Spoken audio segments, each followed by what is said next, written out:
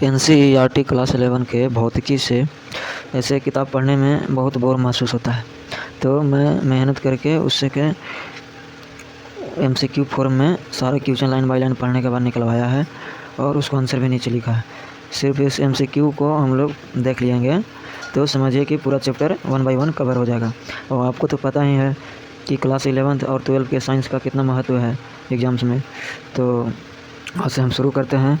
Chapter 1 अंत में करेंगे, चैप्टर 2 से शुरू करते हैं हम लोग।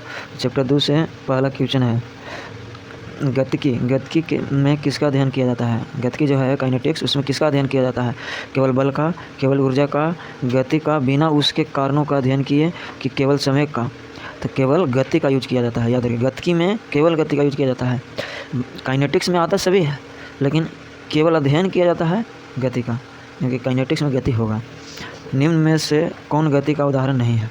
आप बता सकते हैं, आप भी आंसर कमेंट बॉक्स में बता सकते हैं। पृथ्वी का घूर्णन गति का उदाहरण है कि नहीं? रक्त का संचार, पेड़ की स्थिरता न, पत्तों का गिरना। तो जाहिर सी बात है, तो ये है अब स्टार्टिंग। इसलिए पृथ्वी अपने अक्ष पर एक चक्कर लगभग कितने समय में लगाता है? आप लोग सब पहले से ही जानते हैं, 24 घंटे में। पृथ्वी सूर्य की परिक्रमा कितना दिन में करता है? आप लोग तो बहुत पहले से ही जानते हैं, 1 वर्ष में। गति की परिभाषा किस पर आधारित है? गति जो है यह किस पर आधारित है? द्रव्यमान पर, बल पर, कि समय के साथ स्थिति में परिवर्तन पर, कि तापमान पर? समय के साथ स्थिति में परिवर्तन ही तो गति कहलाता है। इस अध्याय में मुख्यतः किस प्रकार की गति का अध्ययन किया जाएगा? तो पहला अध्याय का नाम क्या है? सरलरेखीय गति। तो सरलरेखीय गति का अध्ययन किया जाएगा। सरलरेखीय गति में वस्तु किस दिशा में चलती है? तो सरल माने सीधा होता है, तो सीधी रेखा में चलेगा। गतिकी में किस बात की उपेक्षा की जाती है? गति की, स्थिति की, गति के कारणों की, कि समय का? तो याद रखिएगा, गति के कारणों की उपेक्षा की जाती है। गति के कारण क्या है? पूरा गति के बारे में जानेंगे, आखिर होता क्यों है। जब किसी वस्तु के आकार की तुलना में उसकी चली गई दूरी बहुत अधिक हो, तब उसे क्या माना जा सकता है? जब किसी वस्तु आकार की तुलना में चली गई दूरी अधिक है, तो उसको क्या कहेंगे? कि बिंदु वस्तु है। वस्तु कैसा है? बिंदु वस्तु है। उसके आकार की तुलना में चली गई दूरी अधिक है। आकार छोटा लेकिन चला गया दूरी बहुत दूर, तो बिंदु वस्तु है। मतलब वस्तु छोटा है। बिंदु वस्तु की अवधारणा कब उपयुक्त होती है? जब वस्तु का आकार नगण्य माना जाता है। पृथ्वी किस प्रकार की 2 गतियाँ करती है? तो पृथ्वी केवल घूर्णन करता है? नहीं, घूर्णन और परिक्रमण दोनों करता है। तो इस तरीक़े से हमारा आंसर हो जाएगा सी, है कि नहीं। नेक्स्ट क्वेश्चन चलते हैं। निम्न में से कौन सा प्रत्यक्ष गति का उदाहरण है? तो बता सकते हैं। प्रत्यक्ष गति, साइकिल चलता है। प्रत्यक्ष गति उस गति को कहते हैं कि जिस गति को हम आँख से देख सकते हैं। तो आँख से देखने वाला गति, साइकिल चलाते हैं तो आँख से देखते हैं कि नहीं देखते हैं?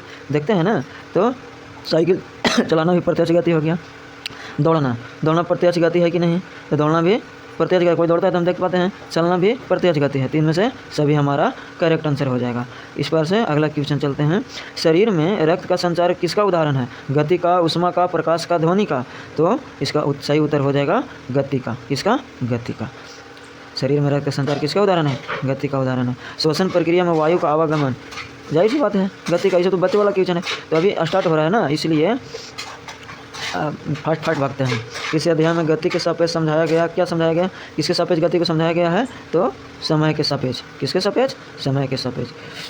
आगे बढ़ते हैं फटफट। इस अध्याय में आगे किन राशियों का अवधारणा आवश्यक बताई गया है? बल का और कार्य की अवधारणा, वेग और त्वरण की अवधारणा, ऊर्जा और गति की अवधारणा, समय और आवेग की अवधारणा? तो जाहिर सी बात है वेग और त्वरण की अवधारणा बताया जाएगा। वेग चैप्टर नाम है, तो वेग और त्वरण की अवधारणा बताई गई है। वेग और त्वरण की अवधारणा बताई गई है। ऑप्शन नंबर बी करेक्ट हो जाएगा। आगे चलते हैं। निम्न में से कौन सा कथन सही है? पढ़िए। सभी वस्तुएं स्थिर है, केवल जीवित वस्तुओं गतिमान होती है। प्रत्यक्ष या अप्रत्यक्ष रूप से लगभग सभी वस्तुएं गतिमान है, या इनमें से कोई नहीं? तो देखिए, आप जैसा कि सभी वस्तु कण से बने हुए हैं, और कण जो है हमेशा गतिशील होता है ना। कुछ दिखते हैं, कुछ नहीं दिखते हैं। वही है, प्रत्यक्ष या अप्रत्यक्ष रूप से लगभग जितनी भी वस्तुएं हैं सभी गतिमान होते हैं। तो इस तरीक़े से option number C correct answer हो जाएगा। अब आगे चलते हैं। इस अध्याय में गति का अध्ययन किस स्तर के शीर्ष तक सीमित रखा गया है? सरल रेखीय गति तक स्थिर रखा गया है, क्योंकि सरल रेखीय ही पढ़ेंगे ना। चैप्टर का ही नाम है सरल रेखीय गति। प्रतियोगी परीक्षाओं की दृष्टि से इस पेज के महत्वपूर्ण तथ्य क्या है? तो गति बराबर समय के साथ स्थिति में परिवर्तन। चलिए, अब आगे के 20 क्वेश्चन हम नेक्स्ट वीडियो में दिखाएंगे।